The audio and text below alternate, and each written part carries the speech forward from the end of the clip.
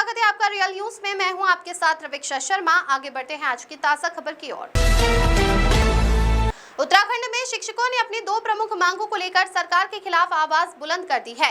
RTE से पहले नियुक्त शिक्षकों को टीईटी की अनिवार्यता से छूट देने और पुरानी पेंशन व्यवस्था बहाल करने की मांग को लेकर नैनीताल जिले के शिक्षकों ने जिलाधिकारी के माध्यम से प्रधानमंत्री, केंद्रीय शिक्षा मंत्री और मुख्यमंत्री को ज्ञापन भेजा। हल्द्वानी में उत्तराखंड राज्य प्राथमिक शिक्षक संघ नैनीताल के बैनर तले बड़ी संख्या में शिक्षक एकत्रित हुए और अपनी लंबित मांगों को लेकर सरकार का ध्यान आकर्षित किया। शिक्षकों ने जिलाधिकारी के माध्यम से प्रधानमंत्री, केंद्रीय शिक्षा मंत्री और मुख्यमंत्री के नाम ज्ञापन भेजते हुए मांग की कि आरटीई अधिनियम लागू होने से पहले नियुक्त शिक्षकों को शिक्षक पात्रता परीक्षा यानी टीईटी की अनिवार्यता से स्थायी रूप से मुक्त किया जाए। शिक्षकों का कहना है कि उनकी नियुक्ति उस समय एनसीटीई और राज्य सरकार के निर्धारित नियमों के तहत हुई थी। ऐसे में सेवा और पदोन्नति के लिए अब टीईटी को अनिवार्य बनाना न्याय संगत नहीं है। उन्होंने आरटीई अधिनियम में आवश्यक संशोधन कर पुराने शिक्षकों को राहत देने की मांग की। इसके साथ ही शिक्षक संघ ने सभी राजकीय शिक्षकों और सरकारी कर्मचारियों के लिए पुरानी पेंशन व्यवस्था यानी ओल्ड पेंशन स्कीम को फिर से लागू करने की मांग उठाई।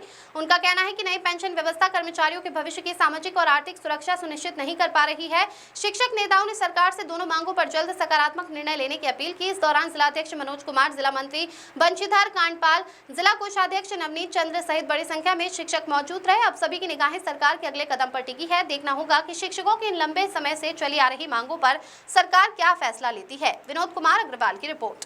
दो मांगें मुख्य रूप से यहाँ पर रखी गई हैं। एक तो टेट का जो प्रकरण चल रहा है और दूसरा है हमारी एनपीएस का। टेट का जो हमारा मुद्दा है, आप लोगों के चैनल के माध्यम से ये चीज़ें वास्तव में आगे जाएंगी। मुझे विश्वास है कि आरटी एक्ट जो हमारा कहता है 2009 में अगर वो लॉन्च होता है, उसके बाद जो कोई अध्यादेश जब लागू हुआ है तो उससे पहले कि अगर टीचर उस श्रेणी में नहीं थे तो उस समय नहीं थे तो उनको पुनः इसमें बाध्यता क्यों दी जा रही है, जबकि हमारा जो आरटी एक्ट लागू हुआ है 2009 में उसको लॉन्च किया गया है और उसके बाद 10 में उसको लागू करने के लिए विधिमान्य घोषित किया गया है, जिसके तहत उसके उपरांत जो टीचर उससे पूर्व के थे उसके बाद के टीचरों को तो बाध्य किया गया। टीचरों को वो चीज़ें सौंपी गई तो ठीक है, वो तो हम मानते हैं, उसके लिए हम सहमत भी हैं। लेकिन उससे पहले जो टीचर आज से 30 साल 35 साल जिन्होंने सर्विस कर चुके हैं वह टीचर उसके लिए विधिमान्य करे जा रहे हैं, उनको प्रेशर दिया जा रहा है। तो ये काला कानून को हम सोच रहे हैं कि आज जो हमारा ये आंदोलन पूरा प्रांतीय तंत्र समिति और जनपदी हमारे उत्तराखंड राज्य प्राथमिक संघ के तत्वाधान में आयोजित किया गया है।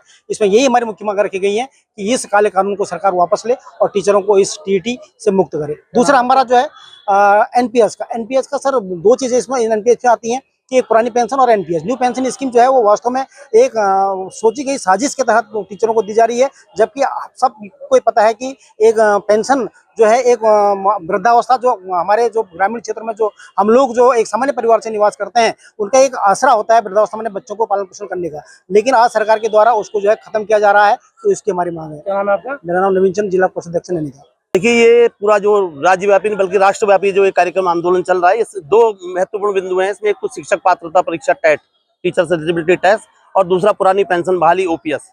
ये दो बिंदु ऐसे हैं कि जिसमें आज पूरा देश का शिक्षक जैसे सड़कों में आज उतरा हुआ है, जबकि दुर्भाग्य है कि उनको सड़कों पर आना पड़ रहा है, अन्यथा उनको आज अपने अपने विद्यालयों में होना चाहिए था। और हमारी भारत सरकार से माननीय जिलाधिकारी महोदय के माध्यम से जो ज्ञापन दिया है प्रदेश के समस्त जनपद मुख्यालयों पर है कि भाई तत्काल प्रभाव से जो टेट का आपने काला कानून लगाया इसको वापस किया जाए, क्योंकि आपने रेट्रोस्पेक्टिव भूतलक्षी प्रभाव से एक नियम लगाया, जबकि कोई भी नियम भविष्य के लिए लगता है। तो इससे 2011 से पहले जितने भी हमारे शिक्षक लगे थे वो सारे राज्य सरकार के सारे मानक पूरा करने के बाद नौकरी में लगे थे, और आज दुर्भाग्य है, विडंबना है कि जो सेवा के अंतिम पड़ाव पर है उनको जो है घर बैठाने की बात की जा रही है। तो हम इन दो महत्वपूर्ण बिंदुओं को लेकर ये पूरे देश के अंदर हमारा ये कार्यक्रम जारी है। ये बिल्कुल भी अन्याय है टीचर के साथ। क्या नाम है आपका? मनीता कटारिया। जैसा कि हमारे अध्यक्ष जी ने भी कहा है कि यह पूरे राष्ट्रव्यापी आंदोलन है और राज्य में भी यह चरणबद्ध तरीके से 10 जुलाई से लेकर के आज 17 जुलाई में हमारे जिले स्तर पर यह धरना प्रदर्शन और जिलाधिकारी के माध्यम से माननीय प्रधानमंत्री, माननीय शिक्षा मंत्री और हम माननीय मुख्यमंत्री जी को ज्ञापन पेश कर रहे हैं। आज 30 साल की सेवा, 32 साल की सेवा के बाद राज्य सरकार या भारत सरकार कहती है कि आप शिक्षक पात्रता की परीक्षा को पूर्ण करेंगे तभी आप सेवा में बने रहेंगे या आपकी पदोन्नति होगी, जो अन्यायपूर्ण है।